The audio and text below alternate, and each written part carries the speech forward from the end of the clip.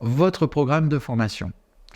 Alors, ce qu'il faut savoir, c'est que votre programme de formation, il a été réalisé en collaboration avec bon nombre de personnes faisant partie de services pédagogiques, de formateurs référents, formateurs métiers, c'est-à-dire qui ont travaillé, eu une activité en tout cas dans le métier qui est proposé dans la formation, du service commercial, parfois même d'autres parties prenantes comme des tuteurs en entreprise, des tuteurs en alternance par exemple, ou qui prennent des stages où nous allons évaluer aussi les besoins pour pouvoir affiner un petit peu et ajuster nos contenus pédagogiques, tout d'abord basés sur votre référentiel, mais aussi sur la pratique du métier.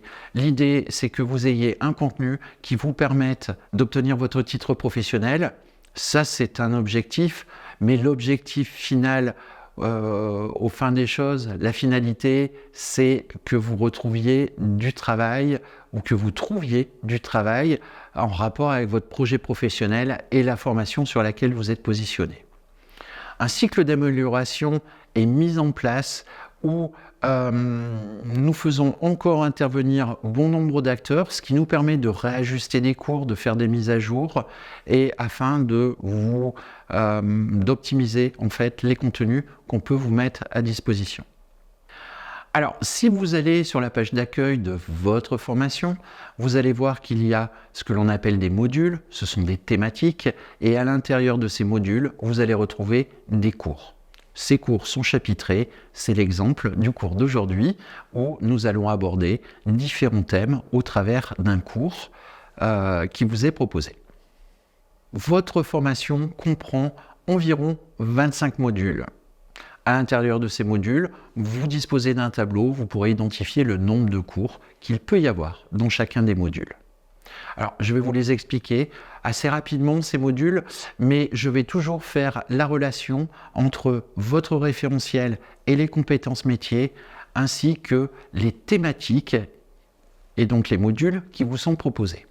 Je vais passer outre le programme, le dossier professionnel et méthodologie examen écrit oral. Ce sont les deux modules que vous regardez en priorité lorsque vous rentrez en formation. L'idée, c'est de pouvoir savoir utiliser la plateforme, d'avoir une meilleure connaissance en tout cas de l'utilisation, une présentation du métier, etc., etc. Vous disposez d'un différent nombre de modules. Alors, un module production de documents. Dans l'exercice de votre métier, vous allez être amené à produire différents types de documents, des rapports, des notes de synthèse, vous allez être amené à prendre des notes pendant vos rendez-vous, vos appels téléphoniques, vous allez prendre des notes lorsque vous allez être en prospection. Donc, vous allez être amené à faire du reporting.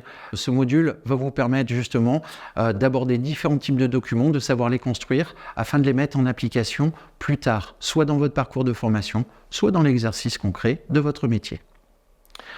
Produire des documents, la plupart du temps, c'est utiliser l'outil bureautique, et l'outil bureautique nous amène à vous proposer un module Word, Excel, PowerPoint et outils collaboratifs. Tout ça justement pour vous permettre d'appréhender la multiplicité des outils bureautiques qui vont vous permettre ensuite de mettre en application dans l'exercice de votre métier. Vous disposez d'un module d'environnement d'entreprise.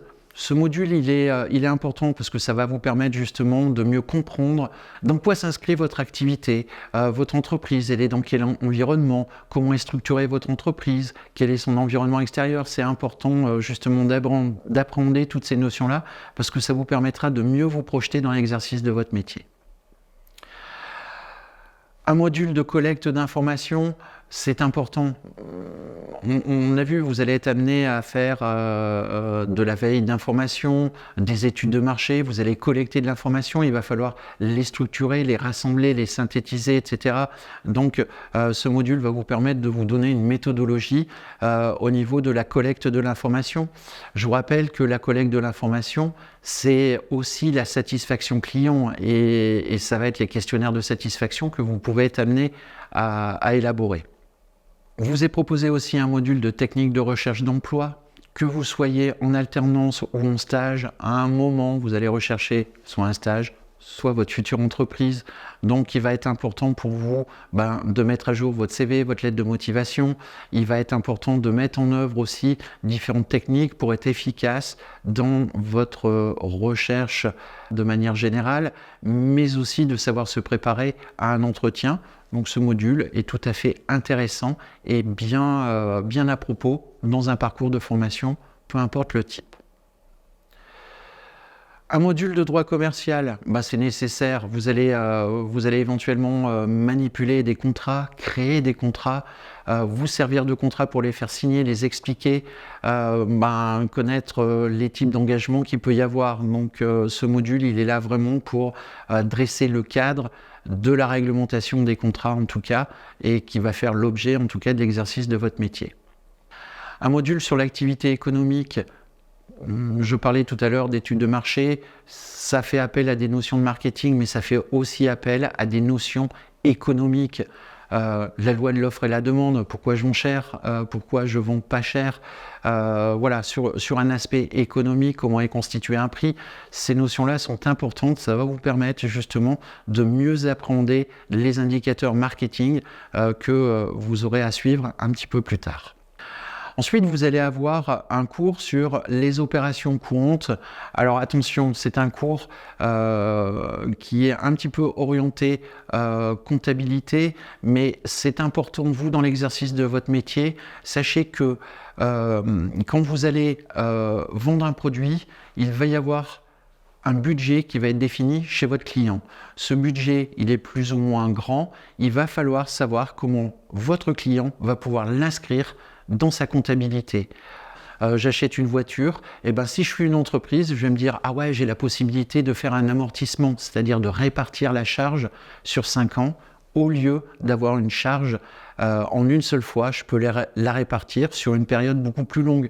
Donc voilà, ce module-là, entre autres, va vous permettre d'appréhender en tout cas l'aspect comptable et les conséquences comptables que ça peut avoir pour votre entreprise, mais aussi pour votre client de cette activité de vente. Vous allez avoir aussi un cours de comptabilité analytique. Là aussi, c'est une base de connaissances qui va vous permettre de mieux appréhender et de mieux mettre en place l'aspect de vos négociations. De la comptabilité commerciale. Alors attention, là aussi, comptabilité commerciale, savoir faire un devis, une facture, un bon de livraison, un bon de réception, j'en passe des meilleurs, et quels sont les impacts sur la comptabilité de l'entreprise, de ces documents que je vais émettre. Quelles sont les obligations réglementaires, légales en tout cas, qui viennent encadrer la production de ces documents. Et puis, vous allez être amené aussi à faire de la relance. Une facture d'impayé, ça a des conséquences. Vous, votre chiffre d'affaires, vous avez réalisé votre chiffre d'affaires prévisionnel. Mais bon nombre d'entreprises vont rémunérer les commerciaux ou mettre des primes sur les factures qui ont été réglées. Ces relances, c'est peut-être le service comptabilité qui va vous dire cette facture n'a pas été réglée. Est-ce que pourriez-vous faire la relance de ce client justement pour s'acquitter de cette facture? Donc voilà, ce module-là n'est pas anodin, loin de là dans votre parcours de formation. Cours de finance de base, tout simplement parce que, comme je l'évoquais tout à l'heure, vous allez proposer à votre client, par exemple, de financer. Je peux financer un achat, comment ? Là aussi, ça va avoir un impact sur la comptabilité de l'entreprise. Il est important de pouvoir se projeter. J'explique brièvement. Un client qui a un projet d'investir, par exemple, dans du matériel industriel, pour lui, ça va avoir une connotation, c'est je change ce matériel. Pourquoi ? Parce que le matériel est obsolète, parce qu'il n'est pas assez performant, parce que j'ai besoin de plus de cadence de production, parce que j'ai besoin de plus de diminuer mes coûts, parce qu'elle consomme moins d'électricité, etc. Ça fait partie de l'argumentaire que vous allez avoir sur le produit. En revanche, vous allez lui proposer un prix. sur ce produit. Ce produit, il peut être financé de différentes manières, mais il va y avoir aussi une notion qui est importante et qui est un excellent argument auprès des clients, c'est de dire vous allez pouvoir faire un retour sur investissement à partir de telle date. Ça veut dire qu'à partir de telle date, même si la machine elle n'est pas encore totalement payée, elle va devenir rentable beaucoup plus rapidement.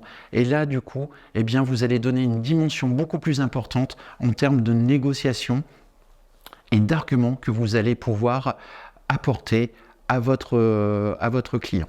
Passons ensuite au module de communication et notamment la communication orale, la gestion du stress, comment gérer des conflits, quelle est la posture à avoir, l'attitude, communication verbale, non verbale. Voilà, tous ces cours-là vont vous permettre justement de pouvoir affiner un petit peu votre posture et vous aider justement à enclencher vos communications orales avec les différents interlocuteurs que vous pouvez avoir.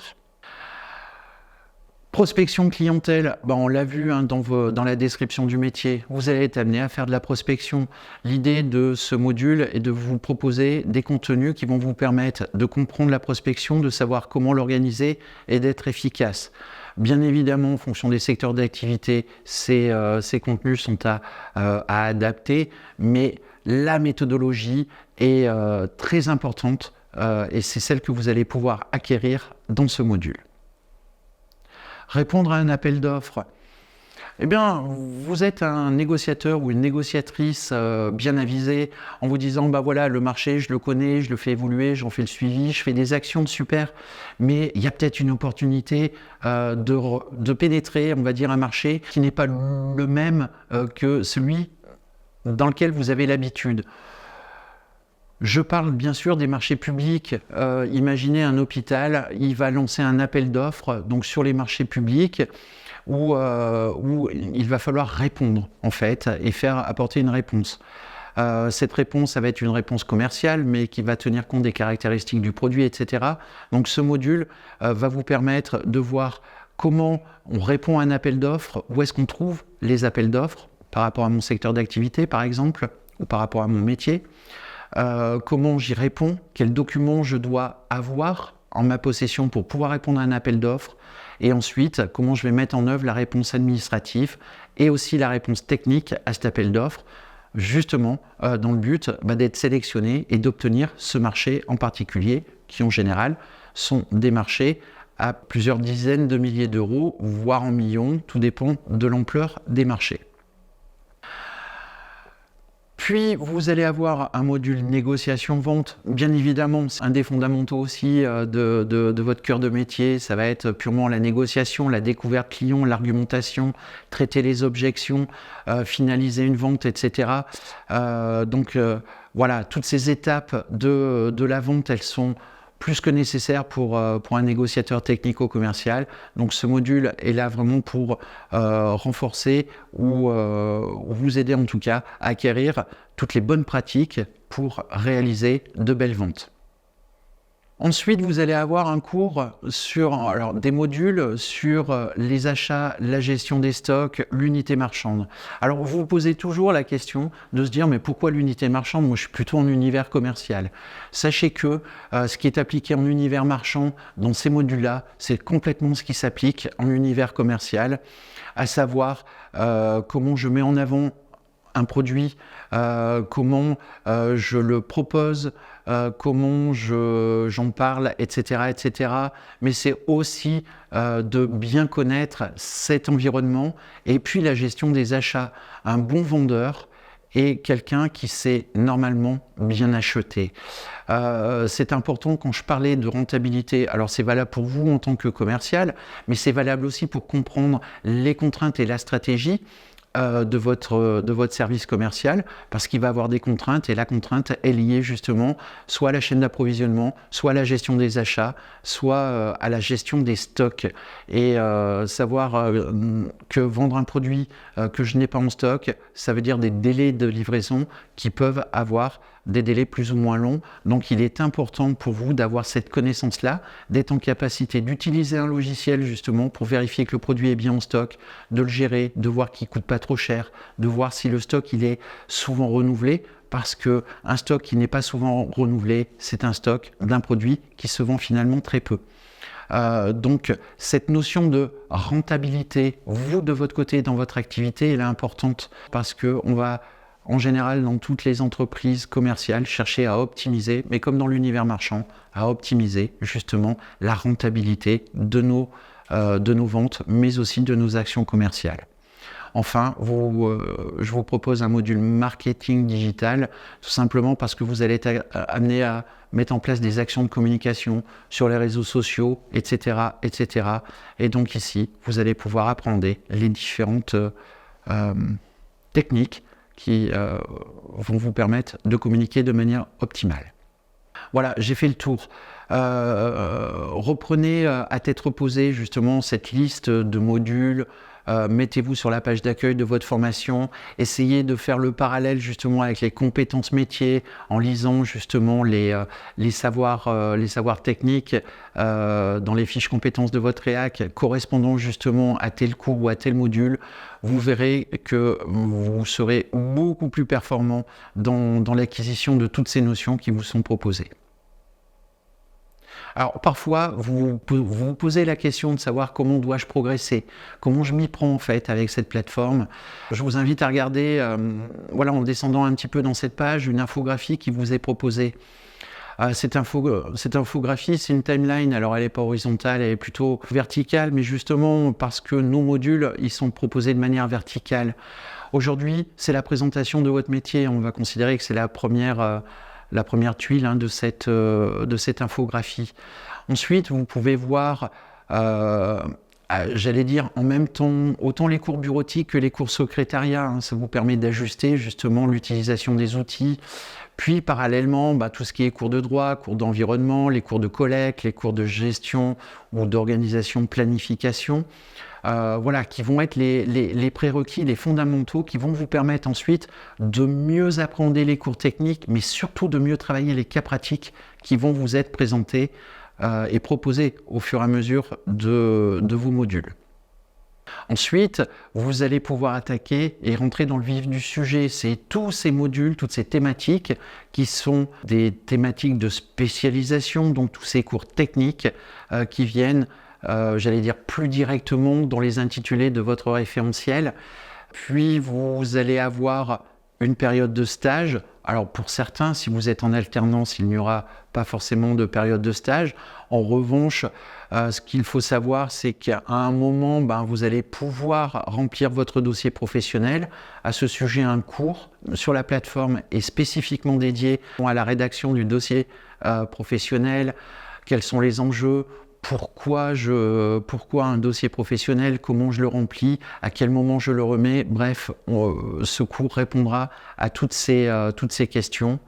Puis ensuite, vous arrivez en fin de parcours de formation, alors vous continuez certainement à retravailler des cours techniques, mais en même temps, vous commencez à vous préparer à l'oral, mettre en place vos révisions, et puis ensuite, il va y avoir, j'allais dire, le point final de votre formation qui va être l'examen. Et c'est donc l'objet du chapitre suivant. Alors, je voudrais vraiment noter une précision, c'est que sur cette infographie, vous ne voyez pas apparaître les évaluations en cours de formation. Alors, elles sont obligatoires pour un parcours de titre professionnel. 2 voire 3 évaluations sont proposées par les organismes de formation. À quel moment je vous invite à aller consulter le document qui vous a été remis par votre organisme et d'identifier quelles sont les dates où vous allez être évalué. Passons maintenant au chapitre suivant. Je vais vous présenter maintenant votre examen.